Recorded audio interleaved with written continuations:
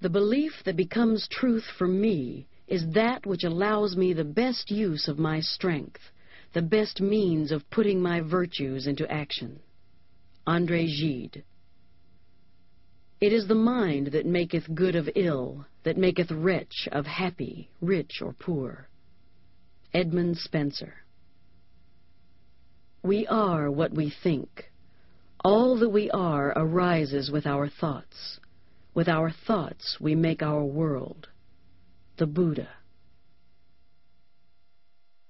Beliefs are what make the difference between a lifetime of joyous contribution and one of misery and devastation. Beliefs are what separate a Mother Teresa from a Charles Manson. Beliefs are what cause some individuals to become heroes, while others lead lives of quiet desperation. See, the power of beliefs is virtually unlimited. Our beliefs can literally create or destroy. Beliefs are not merely matters of emotion or action. They can literally change our bodies in a matter of moments. I recently had the privilege of interviewing Yale professor and best-selling author Dr. Bernie Siegel. As we began to speak about the power of belief, Bernie shared with me some of the research he'd done on people with multiple personality disorders. Incredibly, the potency of these people's beliefs, the belief that they had become a different person, resulted in an unquestioned command to their nervous system that made measurable changes in their biochemistry. Their bodies would literally transform before the researchers' eyes in a moment's notice. Patients' eye color actually changed as their personalities changed, literally from brown to blue. Physical markings on their bodies disappeared and reappeared. Even diseases such as diabetes or high blood pressure would come and go depending on the person's belief as to which personality they were truly manifesting. So what exactly is a belief? This thing that's so powerful. Basically, it's simply a feeling of certainty about what something means. It's a feeling that's supported by what we call references, by life experiences that hold that belief up. Think of an idea as a tabletop with no legs. There's nothing to support it. It's not solid. It becomes a belief the day you put legs underneath that tabletop. Now it's supported. Now it's solid. Now you feel certain. If you have a belief, for example, that you're sexy, that belief is supported by the events in your life. Your mate tells you that you're a terrific lover. You look good in your jeans. You work out every day. You keep your body in great shape, and you drive a hot car. You can develop a belief about anything as long as you find enough, quote, legs, in other words, enough references to support it. If you see yourself as a failure, for example, as someone who doesn't have the luck or the connections or the willpower of those who succeed, then that belief will govern your actions, and you'll most certainly mold exactly the life you predict for yourself. But if you honestly believe in your own capabilities, your capabilities to learn, to change, to adapt, to expand, to achieve personal breakthroughs, then your possibilities in life are literally unlimited. And you know what? You'll find references to back this up, to make yourself feel even more certain. And all personal breakthroughs, we must remember, begin with a change in our beliefs. How do we change our beliefs, though? The most effective way begins with understanding the pain-pleasure principle.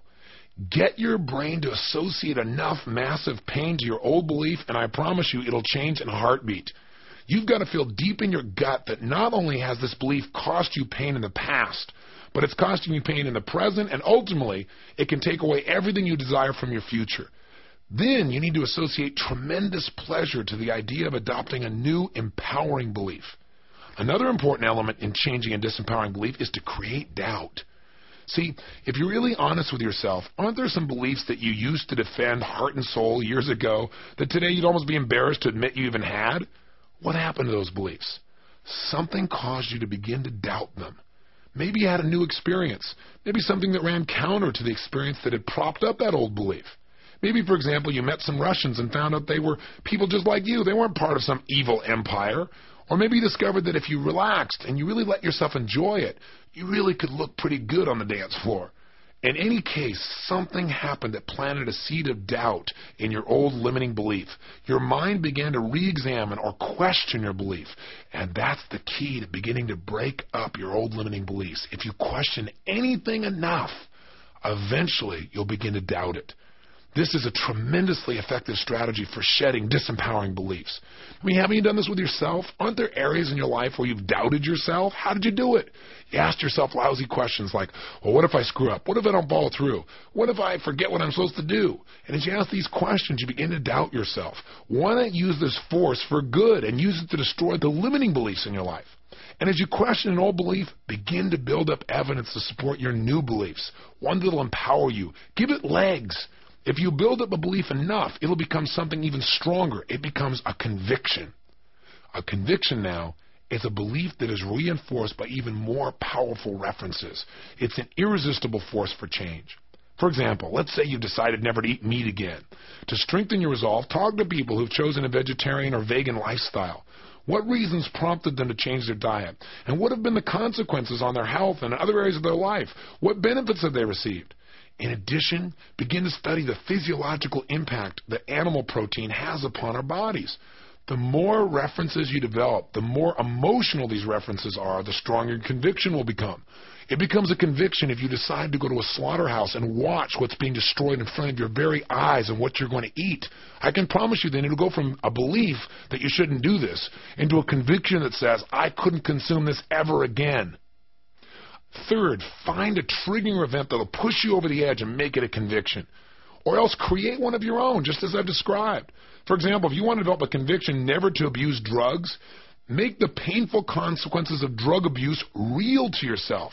Watch some films, or better yet, visit a shelter and see firsthand how drug use devastates people's lives. If you vowed to give up smoking, visit the intensive care wing of a hospital and see the emphysema patients confined to oxygen tents, or look at an x-ray of a smoker's black lungs.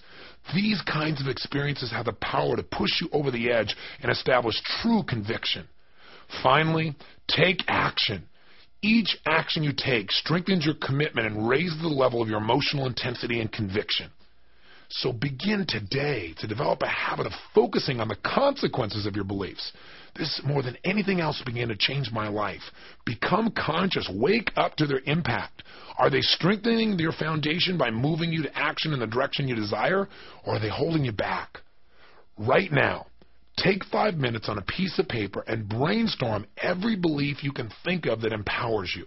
Write them all down. Then take an equal amount of time and write down all the disempowering beliefs that you can think of that have limited you in your past. Stop this tape right now and do this. Too often in life we listen to a tape or we read a book and we don't really use what we're reading. Please take a moment and do this now. Stop the tape now.